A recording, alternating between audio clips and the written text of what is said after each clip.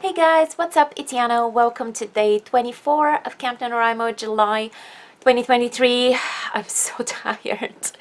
So I was at karaoke late last night. I did end up going, which meant that I came home late, which meant that I then didn't have that much time to sleep before basically the time when my brain naturally wakes up around maybe 5 or 6 o'clock. I don't know why I'm waking up, sorry. Well, because that's later in Bulgaria, so I guess I'm still on Bulgarian time.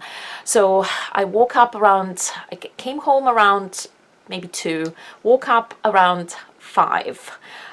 Was obviously exhausted, so then went back to bed around 7, didn't wake up until past 11. And then I went out for lunch with some friends who were on their lunch break. And then it meant that by the time I came home, it was almost time to teach. And I had to prepare a little bit because I had a 2-hour lesson with a 20-minute break in between, with a pair of children, both of them in a lesson together, which I thought was going to be an absolute abject nightmare. It wasn't as bad. It was fine because their mom's given me like a list of topics that we need to do. Usually I'm struggling to find things to do with them because they are quite clever kids, and the things that their parents want me to work with them on, they don't really need to work on that much on those specific things. So we're usually struggling to fill an hour individually with each. So I was like, oh my gosh, if they're together in a class, how are we going to fill the time? But actually it was fine. I managed to find suitable exercises that I think are going to be useful to them and all that. So I just finished that. So I've been teaching creative writing and just writing in English in general. I haven't done any today, like at all. And now I am running late to meet my friends, to watch some things and eat burgers and just have a get together. So basically today is a little bit of a disaster because I am exhausted. I cannot imagine sitting down and doing all of the work that I need to do on the editing, the translating, the writing. Even the Facebook post isn't done. I absolutely can't imagine how I'm going to do that after I come back home. But I can't do it right now because I'm late.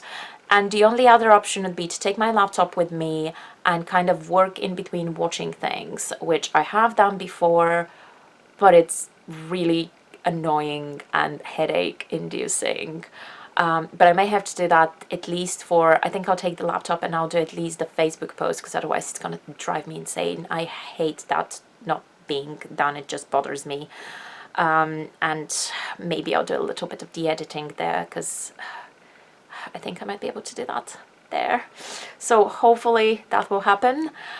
And then very late at night I'm going to upload this vlog. My kind of writing topic for today that I was thinking about is changing the romantic interest halfway through, which isn't a very common thing to happen, but I'm doing it right now in the fanfic that I'm writing.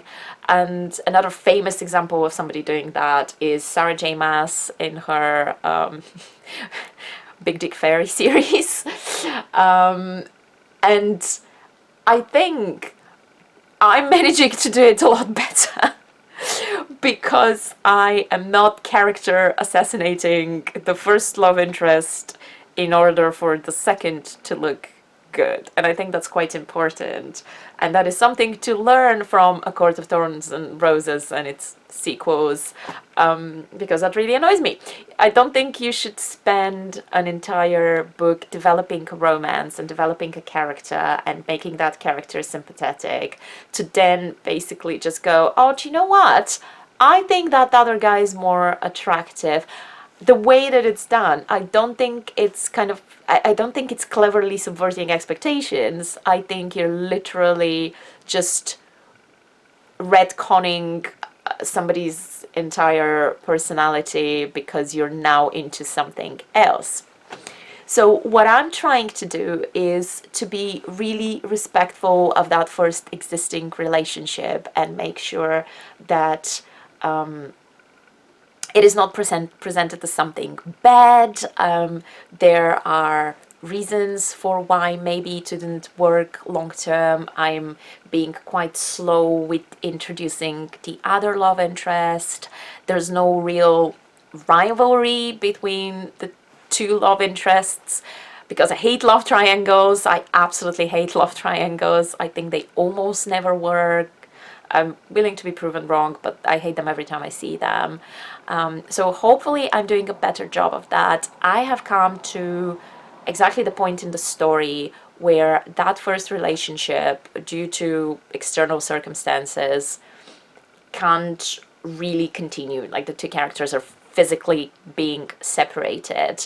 And I'm struggling with how much they would sort of keep it in their minds, that how much would they kind of keep any hope alive of maybe being able to be reunited in the future. Would they do that, or would they just be like, you know what, we can't, we're going to be separated anyway, so we need to say that this is now over. And I haven't quite decided yet. I would prefer it to be the second if I can really justify it, but I have to make that in character, so we'll see what happens. But yeah, that's where I am with that story, which I will hopefully work on later today after I get back from this gathering with friends. Oh my goodness, where did the time go? Why am I so sleepy? Anyway, thank you very much for watching this video if you watched, and I will see you in the next one. Bye!